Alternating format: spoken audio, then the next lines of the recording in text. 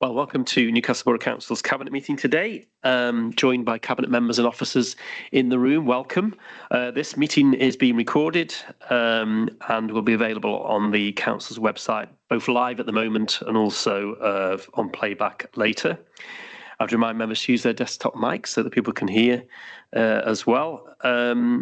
There's nobody in the public gallery. Oh, there is somebody in the public gallery today. Welcome to Councillor Holland in the public gallery. But I'm going to introduce our Cabinet members now first and foremost. Firstly, Councillor Craig Scaldon, portfolio holder for Leisure, Culture and Heritage. Councillor Jill Heason, portfolio holder for Community Safety and Wellbeing. David Hutchins, portfolio holder for Sustainable Environment. And Andy Fear for Strategic Planning. Sitting next to me is Deputy Leader Stephen Sweeney, who also has a portfolio for Finance, Town Centres and Growth, and I'm Council Leader Simon Tagg. We will now move to the first item on our agenda, which is apologies, we don't have any. All Cabinet members are here. Item 2 is declarations of interest. Do we have those for any items on the agenda? Not seeing any. And then we have item 3, which is the minutes of our previous meeting, which are attached on page 3. Of the agenda from the 15th of October. Can we agree those as a correct record? And that brings us to item 4, which is the first business of the day, which is our Wally's Quarry odour issue update. Obviously, 3 years down the line, we're still having this as the first item on our agenda, which shows that this issue has not been resolved. There's a lot happened since the last council meeting. We've got new data figures. We've got figures from the complaints data figures. We've got new monitoring data. We also have obviously progress on our abatement notice legal action, and we also have obviously the outcome from the committee of inquiry and the recommendations that came out of that. But as always, I hand over to our Chief Executive to introduce this report on the activity since the last Cabinet meeting. Thank you. Thank you, Leader. And in addition, just a reminder to those who may not be aware that this is the longest running incident that the Staffordshire Resilience Forum is dealing with as well, a mark of how long and ongoing this has been. I'd refer members firstly to item 2.1, which is the complaint data, and really just to show that since the summer, complaints have continued to ramp up both to the council and to the Environment Agency. We've seen through the last month of October that odour events have increased to 12 in that month, up from 3 in September. And data, although we don't have full data obviously for November, being 5 days in, we're seeing that trend continue. So clearly, ongoing issues. Our own officers have undertaken assessments, and as recorded there, those ranged from 2 to 5. We haven't had a 5 for quite some considerable time. Clearly, continued issues coming through, and that's also echoed in the H2S data, which is set out at 2.14. That shows that across all 3 sites we've had an increase, and quite a significant increase at Mary's Way, particularly in the period 14th of October to 20th of October. I'd like to draw your attention to the Wally's Quarry update for members who do not attend the liaison committee.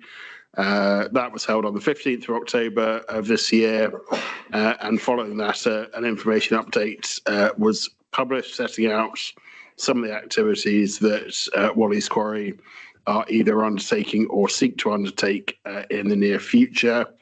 Again, I refer back to whether that is proving to counter the odours, given the data that we've just discussed. And finally, just to touch on the Committee of Inquiry, following a letter from the Leader of the Council, we had a response from the Minister of Nature in relation to the public inquiry. I have written back to the Secretary of State for DEFRA to ask for that to be kept under review and considered, particularly in light of the Committee of Inquiry report itself, and asked for confirmation that ministers and civil servants have read and digested that report, and whether they remain of the same view. We're yet to receive a response back to that letter. Happy to take any questions on the report. Thank you. Thank you, Gordon. I think, as we have seen from the report, obviously a worsening situation. Not too overly surprised it's a worsening situation given the changes in the weather which we have this time of year, but it's interesting to see that we are running at complaints the worst October for the last couple of Octobers at least. So that's very discouraging. Again, the operator of the site needs to run this site correctly, and the Environment Agency is the primary permit regulator should be ensuring they do that, or they should be taking action. That's always been our line, hasn't it? And we still have that line. And we also feel there should be a public inquiry into how we've got to this stage 3, 4, 5 years later now, and to ensure that this doesn't happen again. And we'll keep on pressing for that with the new government, as we did with the old, putting politics out of it. It's all about getting what we can get for the local people in Newcastle, some resolution, but also making sure that this doesn't happen again. I think from our point of view as a council, we're doing all we can. Again, we've put out recently the news, the update on our legal action, which I know Steve's going to cover off in a bit as well. So I think we're doing all we can, and we're there to obviously be there for our residents when there are intense odour incidents, and our staff are out there, as they were a couple of weekends ago, out there in talking to residents, taking readings, gathering further evidence as well, which can be used in the future as well against this operator that is failing to run this site correctly, and that is the root cause of what has got to where we are now. But I'll open it up to comments from cabinet members. Andy first. Thanks very much, Simon. Yep, it's once again, I mean, it's one of the most depressing parts of doing this job is confronting these reports time and time again. It seems a long time ago now since we once said we were hoping at this time in the year that things were going in the right direction. Now they're manifestly not again.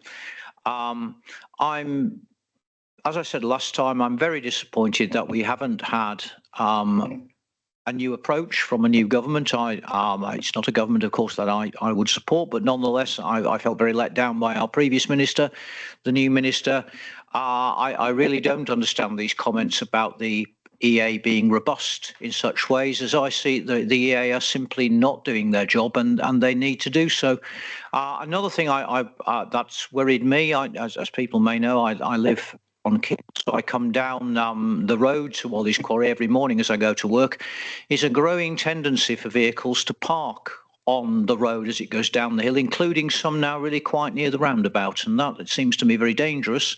And I would urge people, if they see that, to contact the police, because I can see a road accident coming there at some point in time, which is clearly of some concern to all of us, I think. So very disappointing.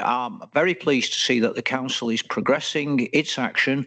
I just wish that other people who are in a position to do that bit more than we are pulling our weight. Some people could pull a much heavier weight, and curiously they choose not to do so, and that remains a mystery to me. Thank you, Andy. And I think the point you make on the new government's response, it has been well publicised, the letter from Mary Craig, the minister, who said, from all intents and purposes, by reason, he thought that the EA were doing, the job that they were there to do, and that, we have yet to see any results from that. We see a worsening situation. So I think the new government and the new ministers, as with the old government and the old ministers, need to get up to speed on Wally's Quarry and really begin to take action. And obviously through DEFRA, through their influence on the Environment Agency, get them to act and to bring this problem to a conclusion after all of these years. Steve. Yeah, thank you. I struggle to understand how the minister could think the Environment Agency are doing a good job, but that's another story. What I really want to talk about at the moment is the fact the council now has appointed some KCs. The process underway now that we have appointed Jeremy Phillips, KC, and Horatio Waller, both of FDB Chambers, which has a strong reputation in this field. Now, the fact that the council is actually appointing named KCs for this, I think, goes to show how serious the council takes this measure. I, as many people know, have an allotment near this site, and it's up now. The smell, if you like, is now as bad at this time of year as it's been for 3 years, which is all that we've gone through. I find that absolutely shocking, but nonetheless, we are. Just point out that there's a £300,000 reserve we put in for works associated with Wally's Quarry. Should further funding be required, there's another £300,000 being available through the transfer of usable reserves, £100,000 for the Borough Growth Fund and £200,000 for the Budget and Borrowing Support Fund. These can be done without council approval. Should we need more, there's another £600,000 we can get, but that'll need to go to full council. So we're funding this properly, and the fact we've got named KCs now on the case goes to show, I think, how serious this council takes this matter, and so it should. Thank you. Thank you, Steve. And yeah, that just outlines the fact that we've obviously committing to the legal action, and that was a decision that was endorsed by full council. I think the point is we will continue to go back to full council with further updates and further permissions as we go forward on this. But of course, the legal action sits outside of council's responsibility and is our officers through their legal statutory powers that are taking it through. All we can do is ensure that there is funding available and that we oversee the process from the point of view of elected members. David. Yeah, thank you, Leader. I agree with our CEO when he says the complaints are up. Our residents do not seem to be falling victim of complaint fatigue. We have 269 complaints to the Borough Council in October, and then 781 complaints to the Environment Agency. Now, over the years, I think we've written many letters to the Environment Agency. Our in-house inquiry that was done recently, chaired by Councillor Betley Smith, also sent a letter. We've had responses that say the Environment Agency is doing a wonderful job. I'm just wondering whether the CEO and the leader of the council could write to the MP asking for his comments on our residents' concerns and the inactivity of the Environment Agency. I'd also like to know whether the MP supports the Minister's claim that we do not need a public inquiry. So I'm just wondering if the CEO and the leader of the council could address that concern. Thank you. Over Gordon, and I'll comment. Yes, thank you, Councillor Hutchinson. I think that's a sensible course of action to follow up. As I note, we are awaiting a response from Secretary of State, but given the MP's support for this cause historically as well as currently, I think that's certainly something that we can take forward. Thank you, David. I would support that too. I think every time we've wrote to the minister since July, or ministers, we've always copied in our local MP so he could be aware and take a position. But I understand, looking at Gordon, we've had no response back to those letters, and the latest ones were of part of the scrutiny inquiry, which had a series of recommendations. So I think it's quite right that you mentioned that point. We will write to him asking, particularly whether he agrees with the minister that has said the EA are fulfilling their role and duties, and secondly, that question of a public inquiry, which I think anybody is asking for the public inquiry to kick off tomorrow or even next week. What we want is a commitment to a public inquiry in the future, because I think that's required. There is a lot of questions to be answered, and it came out in the inquiry, didn't it? And that's why one of the recommendations from the scrutiny inquiry that this council did was to lead to a full public inquiry, an independent public inquiry, to look into how we've got to this stage on this site and make sure we don't get to this stage anywhere else in the country on any other landfills. So thank you for that. Any other comments from Cabinet members before we move on?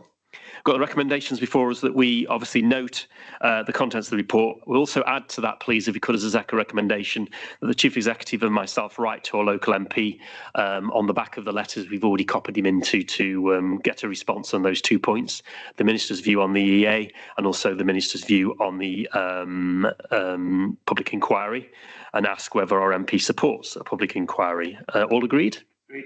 Thank you.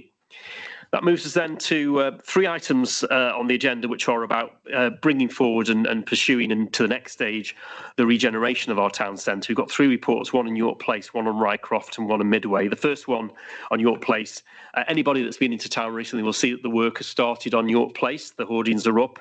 There's work going on even on a Sunday. I was down at the market, the Makers Market on Sunday, and there was banging and moving around going on within York Place. Great to see the stripping back of the demolishing of the centre, that building back to its core, so we can then start the next stage of the redevelopment. And that's why the report's coming to us today on this for the contracts to take us forward on the regeneration of York Place as the first one that we're looking at. I think an exciting proposal. To bring back a building back into use that's been in a very sorry state for a number of years, and through the Capital and Centric brand and through the way that they run the buildings after they've been built, hopefully see a really dynamic place within our town centre. And I think the plans that have already been made public for York Place, and those that will be worked up and brought forward as part of the next stage, will be really exciting for the town and part of three exciting projects. And this is the first one we're discussing today, and I wholly endorse the recommendations that are put forward, and hand over to Steve. Yeah, thank you. Part of Capital Centric's sort of ethos is they don't just flatten buildings like some people might. They save what they can save. So things like the concrete girders and stanchions and things like that, that'll all be in place to just strip it all out, and they build the thing around it. What we're doing now is Re-before basically is taking the thing to almost completion, almost ready to sign the building contract. When you sign a building contract, then and get a thing built. So we're up to that stage, up to taking it to present to us with, we sign the building contract and they go, but this is up to Re-before is to get to the stage of ready to sign a building contract. That's as far as it goes. And we push the button and away we go after that. Thank you. Thank you. Opens up to comments now from members. Andy. Want to echo what Steve said. It's really nice to see an area of the town which has been down in the dumps for a few years being turned around now. Capital and Centric have a reputation for moving quickly. They are moving quickly, as Simon says, that there's work going on at times you perhaps wouldn't even expect work to be going on. And I think we can look forward to a really good development and a big improvement in the town centre at that end. Any other speakers on this item? We've got the recommendations before us, which is to note the progress, obviously, with Capital and Centric on the York Place project in Newcastle Town Centre, and approve the expenditure of £836,843 to develop the scheme, as Steve said, to stage 4, and then obviously authorise, in consultation with both myself and the Deputy Leader, to move forward under the Pagabo Development Management Framework. And also key to note that future submission of a separate council report for the final authorisation to award a contract to build out the scheme. I think that's really important that we go back to full council, as we will do on all of these, at the right time to get full council approval to these exciting plans. But this is the first of three good reports really that move forward the regeneration of the town, and I ask members to support the recommendations on this one relating to York Place. All agreed? Agreed. Thank you. That brings us then to our next regeneration report, and this is for the Rycroft. Obviously, we know the Rycroft's history. The civic offices was based there. The old Sainsbury's moved across the road, vacating that side, and the civic offices were eventually demolished using future High Street Fund money after we'd moved to this new HQ here in Castle House. So we want to regenerate it. We're working with Capital and Centric, but not exclusively on that site. Also, a part of the site has been taken by McCarthy Stone. Aspire in the mix. The new replacement car park is also on there. We've got an item on that later on the agenda as well. But this is very similar to the previous item. It's to get us forward to the next stage of the project, and Steve's going to talk about that. I've got a lot. Sorry, teeth in place. I've not got a lot to add to that really. It's exactly the same as York Place. It's the same level. It's Re-before. When that's done, then we award the contract and we start the building work. But the leader says there's three different people involved: McCarthy Stone, Aspire, and ourselves on this particular project. But this is all it's all very exciting time for that, because we've seen that site empty for 10, 15 years now, and now it's coming to fruition. And I think when we start the building work, it's going to be so exciting to see the centre of Newcastle. Big cranes everywhere, building work's gone, the whole place buzzing. I really can't wait. Thank you.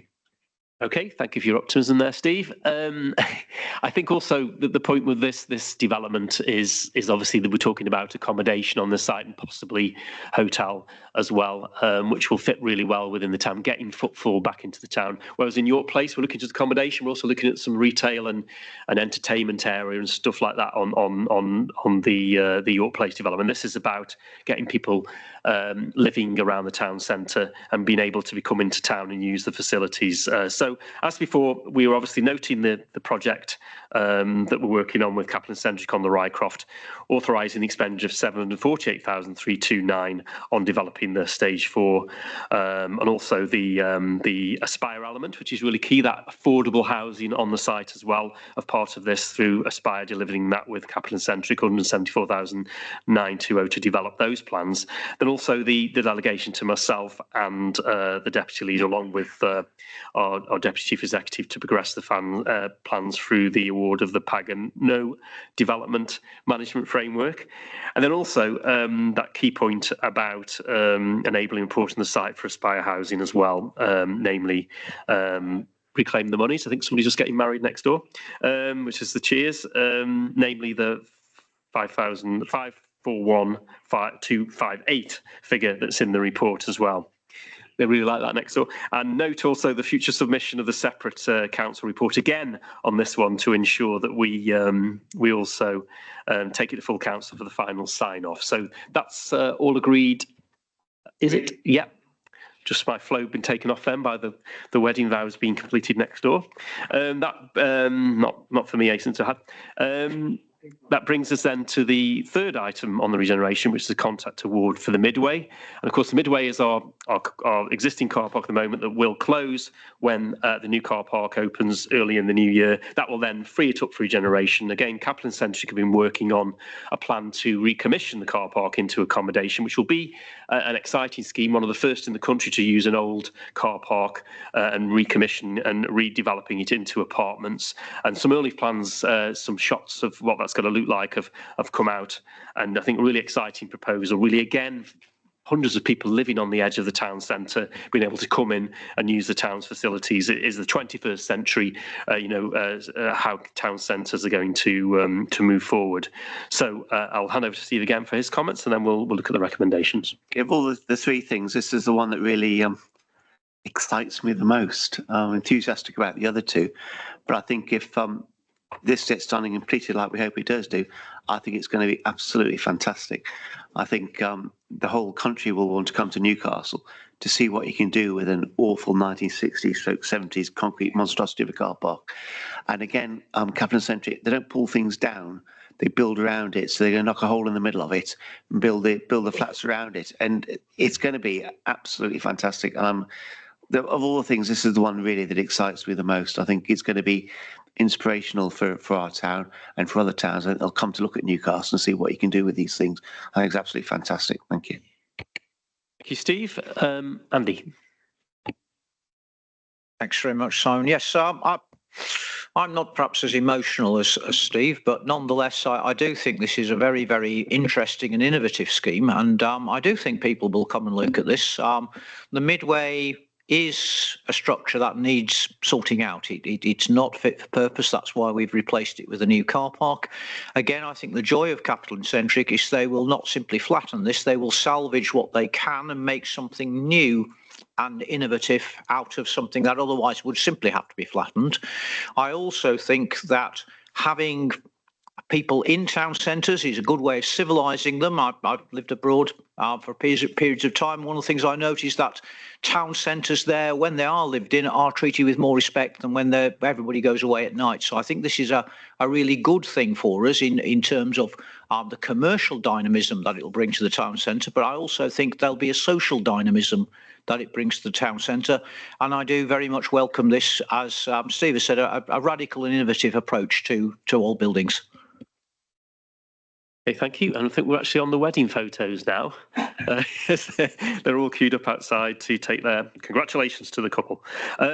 We have the recommendations before us, unless there's any other speakers. Note that we note the progress to date on this project, Midway Car Park with Capital and Centric. We agree the expenditure of 54,117 to develop the scheme, again through the process of stage 4, and also there's that delegated authority again to progress it as in the previous items. And then lastly, again, I'd emphasise that when we've moved to the final submission and the build phase, the full build phase, that will come to full council for a decision, so that all councillors can have their say on these regeneration projects for the town, which we've moved to the next level today at Cabinet, and I'm really pleased to do that. All agreed? Thank you. We then move to our next item, which is item 8, associated with what we've just been discussing on the regeneration. It's the traffic regulation order amendments affecting the Newcastle car park and also the market area. Steve. Thank you, Leader. Yes, this is a sequence of events. Now, if you're going to have a new car park, you could have a traffic regulation order for that car park. That's what's on here. We're also proposing to shut the Rycroft, which need traffic regulation, that's on this. We also intend to shut the Midway car park, which is on this, and open some more nipper parking, free parking for 20 minutes at the bottom of the high street. One traffic order for this. It's part of the process. The whole jigsaw, if you like, of the redevelopment of Newcastle has gone in stages, and this is just the next stage. You need a traffic regulation order to order the car park, to open the car park, and that's what this is. So I'm happy to support this. Thank you. Okay, thank you, Steve. Any comments? I think also at this point, Steve, perhaps if you could just outline the Christmas parking arrangements we've got. Obviously, it's been announced at the end of last week about obviously our offer over Christmas, which is obviously pre-new car park, obviously. Just outline those for us. Yeah, we've got 3 weekends of free parking. The pound after of 1 o'clock still goes, and it'll be free parking on the night of the light switch on. Okay, which is obviously the light switch on as an event we're looking forward to. I think we've seen some really good events in the town over the summer period, and even the classic car show that was a couple of weeks ago was a town full of people coming in for that specialist event. We've had our markets, the Makers Market last Sunday, which I referred to earlier, and I think this regeneration package you just discussed today, and this is part of it, ensuring that we have the right regulations in place for the new replacement car park and also those nipper parking on our new market area, I think helps the vitality of the town, helps to move us forward so that we can get people into town, get them staying in a nice, clean, safe car park, or if they just need to nip in the week, they can park on the market area at the bottom of town, which takes us back to where it used to be. There's a lot of pictures of this town from the 1940s and 1920s and even before then, where there is no market stalls. There's just cars or vehicles parked on that part of the market. So it was always used as a place to come in, do your business in town, and then leave to go off to work. So we hope to bring some of that back into it as well as those people who want to stay for longer as well, which is why the new car park is so important for that side of town, as it enables the rest of the development in the Rycroft area and also in York Place. So recommendations are before us, and Steve's outlined them. All agreed? Thank you. That moves us to item 8, which is the Q2 Finance and Performance Report. First part of it is the finance. Steve is going to give us an update on that. Yeah, we just talk about the two things that I normally talk about, really. There's a lot on this report. We made it as full as we can, so we don't think we're hiding anything from anybody. But the two things that really interest me is the fact that the positive variance of £11,000 so far in the first half of the year, which I think is very, very encouraging. The other thing is we're talking about developing the town. The High Street Fund, now you've got Town Deal, Kidsgrove, Town Deal Newcastle, High Street Fund Newcastle. And the award for the High Street Fund was £11.048 million, of which there's £780,000 left. I think we'll be one of the first towns in the country to actually get this money out and working for the people of Newcastle. I think that's to our credit. It's going through planning tonight, the TV screen, and that with some new seating will get rid of the rest of that money and we'll be done. And that's the first tick in the box that we can say we've actually done all this. We've done what we said we'd do. Thank you very much. Thank you, Steve. I think on that sort of regeneration projects, and you're quite right, getting the money out the door and getting those developments in place and paving the way for the future developments as well is really key. And I think when it comes to Kidsgrove, we've obviously delivered the sports centre and all the other things, the sports facilities around that, and the pump track up in Newchapel. We are obviously pursuing the Kidsgrove station plan and also the shared services area as well within town, and they are progressing, not as fast as we wanted them to do, but sometimes it takes time to stack these projects up. I think on the Kidsgrove station, we were obviously as an indication from the previous government, they were going to allow money that had been diverted away from HS2 to be used to help to do some of the ground condition issues at Kidsgrove Station, so we could then bring about what's basically a new station, a really new jigged, refurbished station area. And we had got that money lined up, and I'm not sure that money is still there. We've had no indication, so I am writing to the new local MP, David Williams, in the next couple of days to ask him to intervene and to try and find out for us if that money is still there for Kidsgrove. That's really important that we have that money to enable the Kidsgrove Station plan to take place. We've got the money for the regeneration of the station. We just need the money from the extra work that needs to be done on the ground levels, mining issues and all sorts of things from an area that was industrialised until the middle of the last century. So I think it's really important that our MP, as we've said earlier, David, as you rightly pointed out, our MPs step up on these things. I think when it comes to Kidsgrove Town Deal, you know, the snagging point we've got to over Kidsgrove Station is that we need that money, and we had it assured that the money was there, and we need to ensure that money is there so we can crack on and deliver Kidsgrove Sports Station. Anybody else want to have any comments on the finance side of the report? Not seeing any. That moves us to our performance data. As usual, we'll go through page by page and bring portfolios in as and when required. Really pleased that there is overall our indicators are showing, you know, very positively. I think it's up to 83% of indicators are on target during this period, and that is of course after we brought in our new council plan, which really raised the bar on a lot of our indicators. So really to be back to where we were of mid-80s so early into the new council plan is really good, but we're not resting on our laurels. There's improvement to go ahead even further, and we're looking to do that throughout this organisation on behalf of our residents. And as we go through now, we'll look at page 1, which is there's a few indicators there under Councillor Hutchins, and there is a red there, David, which I'll ask you to speak to. Thank you. Sure thing, yeah. The target for food business inspections completed on time is 96%. In the quarter, we only achieved 67%. This was due to staff illness and a post vacancy in the staff. I'm pleased to report that as of the 17th of October 2024, we're 100% back on target. Thank you. Thank you, David. And then we have the complaints data, which is showing a red. But if you look at the comments, you can see 10 were addressed and 2 outstanding complaints required additional information. So that sort of snagged back the indicator there and put us into red on complaints. But obviously, this council takes complaints very seriously, and you can see from the data there and the previous performance, we've been on target. I'm sure we will get back on target in our next quarter. Moving on to the next page, we've got the sickness absence there, still showing as a yellow. We're out of red period now, but we're still higher than target, but moving in the right direction. And I think hopefully we can continue that trend. We are reaching the winter period now, where we have more illness, obviously, particularly in short term. But that's been managed proactively by our officers and the measures we put in place as a cabinet, as a council, with the help of scrutiny, keeping an eye on it as well. We are moving in the right direction, which is very, very pleasing to see. Staff turnover is now back in red, green. It was red at the last quarter, so that is also pleasing to see. Moving on to the next page. We've got some indicators there on council tax collections, all green. Steve, any comments? No, apart from the fact I think it's an excellent set of figures. I think I say that every time, don't I? I might as well say it now.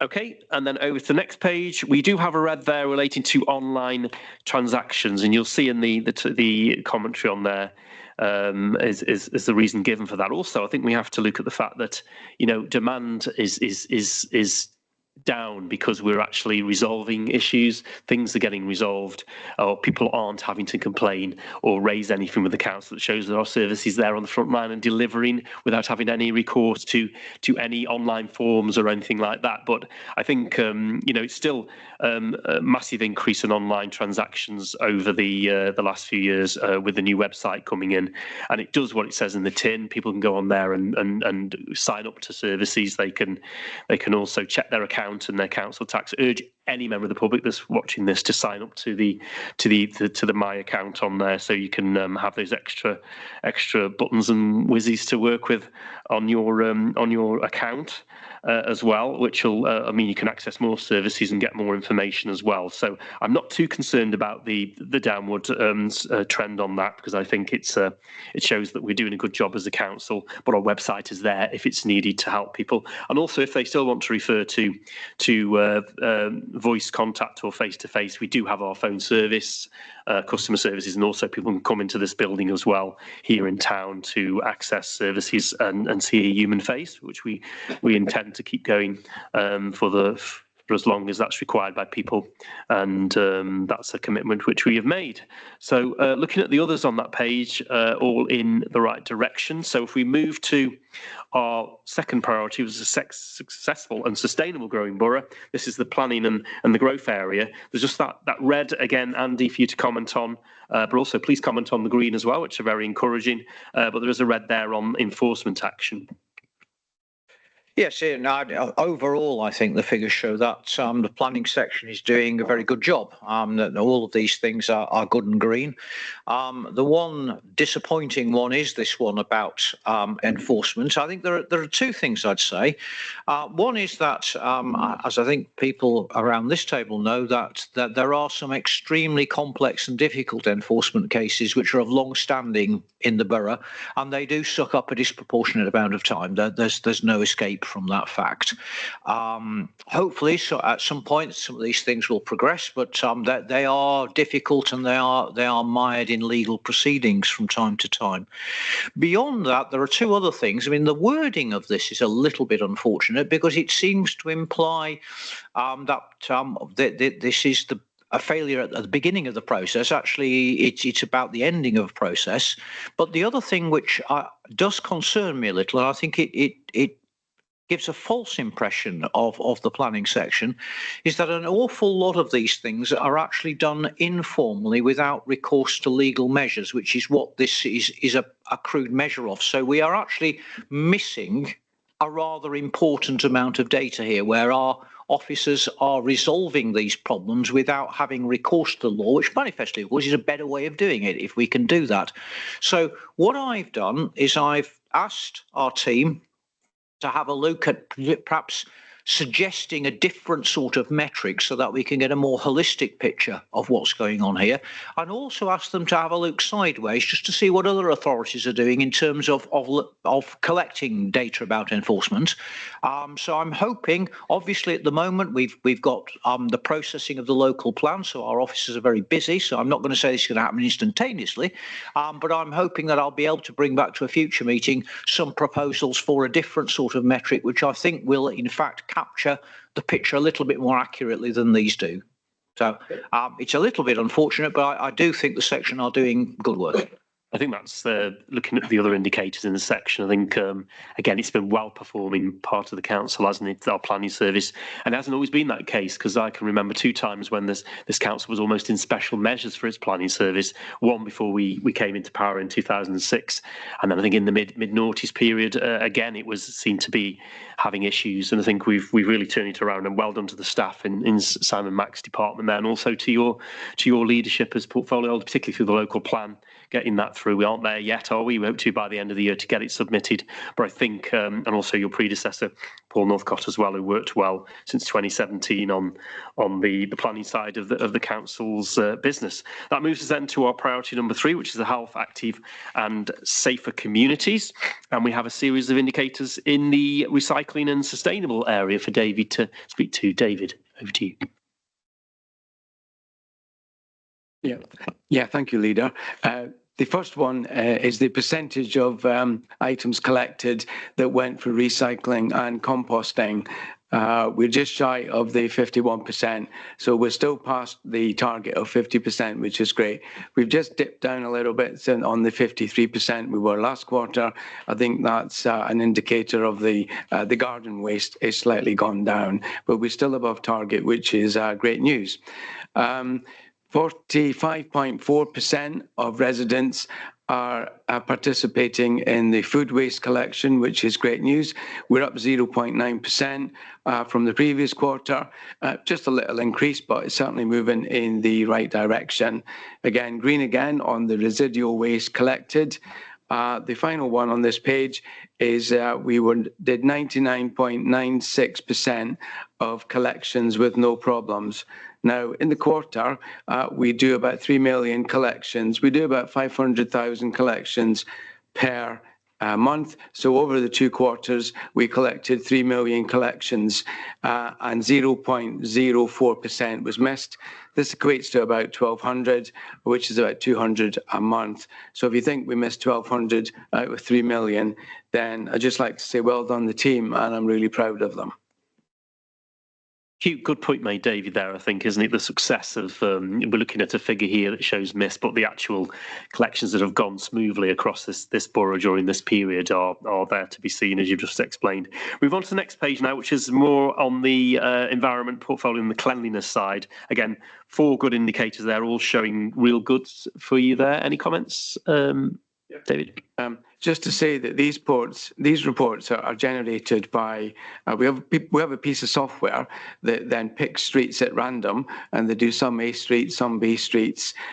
So we don't decide which streets, and then someone goes out twice a month during the quarter to the various sections, and then they report back on what percentage were free of detritus, which is anything except litter, what percentage were free of litter, what percentage was free of graffiti, and what percentage was free of fly posting. So 4 very good reports there.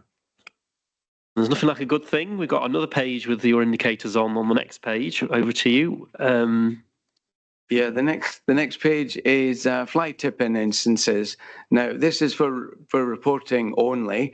Over the 6 months period from April to September, we had 454 instances of fly tipping. Once reported, they were cleared away on average at 5.95 days. So I think that's really important that our cleanup is at 5.95 days. We're still hoping to try and get this down more, but I think that's good from logging of the issue to being cleared away is good. 2.2% of the fly tipping instances, which is approximately 10, we were able to collect enough information to then try and proceed with the prosecution. And it says there we've done 7 prosecutions ranging from £500 for domestic up to £1,000 for a duty of care and commercial. So yeah, this is just for information only. David, next page is covering our heritage and culture portfolio, and I'll bring in Craig. Thank you, Leader. I think across both sites, the museum, Brampton Museum and Jubilee too, excuse me, I think the figures, I'm pleased to say they speak for themselves. The first one, people accessing the museum collections in person, it's showing a steady growth of people accessing these events, and it's reflected in yet another award that they achieved in October. It was the Visitor Attraction of the Year award from the Love NUL.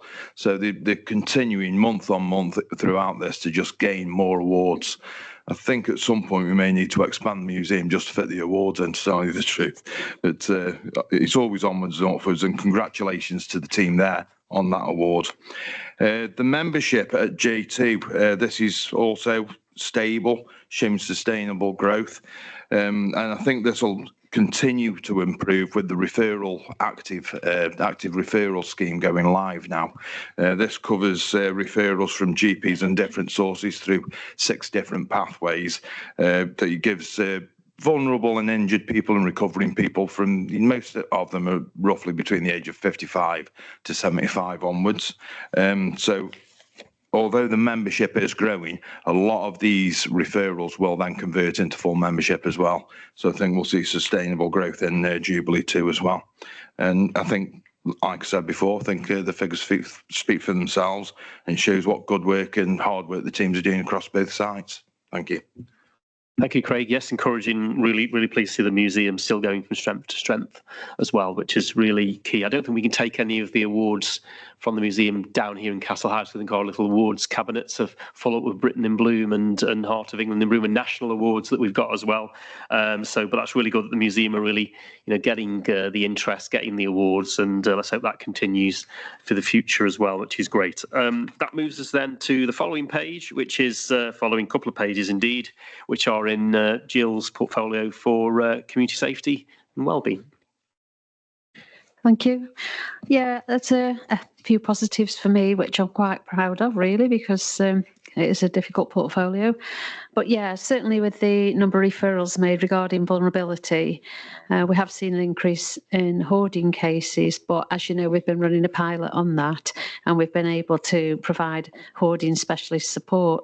So we know there's an increased risk of death by fire in severe hoarding cases, and we've successfully obtained that support for people, which is appearing to be quite successful. We've also got an allotment plot, which is used by individuals, where they're discussed in the hub, in the vulnerability hub, and that's to help to reduce isolation, give them purpose, and improve their mental health. I think the rest of those metrics are just going on, as we say, other than the hoarding cases. But if we're going on, which I'm assuming we're going into, and the same thing with the antisocial behaviour and crime within this portfolio, the partnership works continuing successfully with Staffordshire Police, and the data shows a reduction in crime, antisocial behaviour, violence, etc. So with the antisocial behaviour, crime's reduced by 25%, theft of motor vehicles is reduced by 48%, crime's down by 14%, and serious violence by 32%. And I think that's something we should be very pleased with. So it is showing that the partnership working is having an effect. We'll go on to the housing final page. Is there anything obviously to mention on those? Obviously, homelessness and housing are increasing. So it's pretty much going along as expected. We're managing it. I think DFGs in particular, disabled facilities grants, we did take on when we first transferred it over to Newcastle Borough Council. We had quite a backlog of work because the extra staff and the way that we're working now, that is improving, and we are completing more disabled facilities grants. Obviously, we can improve on that, but I'm pleased with how that's going. Thank you. That moves us to our last indicator, which is town centre for all. And the first one is car parking. Steve? Yeah, thank you, Lily. Yeah, glad to see this has come back to where it should be. It was, I think last time was a bit of a blip. This is more like what we expected to be. Town centre footfall is a silly figure at 732,000. You've done car parks? Yeah. Yeah. Okay. So the next one is the footfall, Yeah, which is in my portfolio. Oh, was it? Oh, Yeah, Steve. okay, sorry about that. Obviously, we didn't have this indicator last time, so there's a bit of a narrative here that we haven't had it for a while because the bid weren't happy with the data. I can say that they are happy with the data now and have begun to supply it to us. And I think one of the issues with the data, I think, was that they felt on a period when there was an event taking place in the town centre that the data was coming back pretty low, which didn't seem to be reflecting the footfall, which could be seen with the eye, so to speak. So they've gone back to their company that does that and worked through some of that. So we've got the data back now, and I'm pleased to say it's obviously a figure which we can begin to build on now as more data comes throughout the rest of the year. But I think, as we said, with all our regeneration projects and all the stuff we're doing in the town, it's all about bringing footfall into town, and we have seen footfall increasing over the last few years, even with the data not being as the bid would want it. And hopefully now we can continue to monitor that as we go forward through the next quarters and see that increase which we want to see in town centre footfall. Sorry for cutting across you there, Steve, but you can go on to car parks. I mean, not car parks, markets. Thank you. Yeah, the markets now that it's been remodeled, there's more sensible figures now, which is 80% of occupancy as opposed to a target of 62%, which I think is encouraging. And at the bottom part of it, we talk about events markets and the antique forum markets, and that's 100% both of those, which again is encouraging, and 40% on the general market, which is one we need to work on. Now there's things going like the free Mondays, where market stallholders can turn up and trade for nothing. So that's, it's improving, but it's still something we need to work on, and we're aware of that. Okay. I think a lot what I about the markets is really positive, and as I said, when we have a market, even the market on Sunday, even though it didn't stretch all the way down the high street, it was still a vibrant market. There was a lot of people around, and then obviously the Castle Classics had a market area as well. That was really busy. We know the artisan market is really well attended. We know the antiques market is vibrant as well. I think what people say is that I didn't know there was a market on. I didn't know this was happening, and that's the complaint we always get. And I think all we can do as a council, and I've talked to our comms team about this, is to promote the markets as much as possible through our social media. 9,500 followers on Facebook, 9,000 X followers. We're building our presence on Instagram as well. We have a dedicated markets account as well, which is really popular on Facebook and on X. And I think we just need to promote these markets as much as possible on behalf of our residents. I think in the old days, every house used to have the Sentinel newspaper, didn't it? Hardly anybody has that now. They view it online, which is an advert. Death by advert, isn't it, when you try to get onto the, not criticising the local newspaper, of course, but I know they have to get the advert income in from online. But again, that is not the place people used to get their information from, is no longer there. But I think we also should look, and I think I'm talking to the bid about this as well, I want to talk to them about it, is getting more adverts around the town for when the markets are taking place. Artisan markets are very good at that. They've got their own banners, which they put up. I think we need to have those more for the makers market, for the antiques market, and for the free market on Mondays, and the other things we do to promote that and get people in to shop, but also get more stall holders in as well. We've spent that money on the bottom end of the market, which will make it a more usable space for other things other than markets, but it still is a market area, and we'll see in the next few weeks or so pitches being marked out for the temporary stalls to show that that's still a market area. And hopefully as we get into our Christmas markets, we can see that area down the bottom there full of market stalls for the many Christmas markets and the Christmas light switch on that we're having, which all are coming up between now and Christmas, which will only add to the vitality of the market and as Newcastle as a visitor attraction. So encouraging, but I think there's more to do. I think we need to really publicise our markets more so that people know that they're there and that the market is back and back in force. And it's an award-winning market as well, which we've seen. And it's a clean, it's a friendly, and it's a safe market to be as well.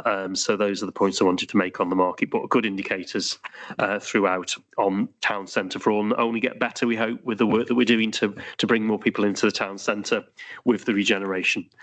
So we were asked in the recommendations to look at the data and to comment and on the performance. We've done that, all agreed.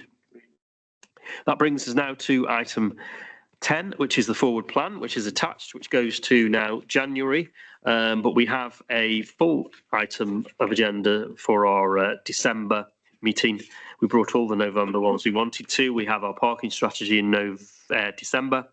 We have our case management system, CRM. We have a parking Wallis Quarry update, of course, and also, importantly, the draft capital and budget strategies as well, coming in January as well, which is really important. But of course, in December, before that, we have our savings proposals, which of course will go to scrutiny. We have fees and charges in January. We also have International House Contract Award, and also decarbonisation of council buildings in January as well, and also a town deal board update from Kidsgrove as well. And then into February, we have our revenue and capital budget strategies, quarterly performance, and of course the monthly Wallis Quarry update. So can we agree the forward plan? Thank you.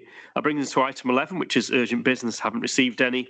Brings us to item 12, disclosure of event information. We don't have any at this meeting, and I haven't had any requests from any members of the public or any councillors. There is one sitting there. He's not requested to speak in this meeting. So that concludes the agenda for today, and thank you for your attendance.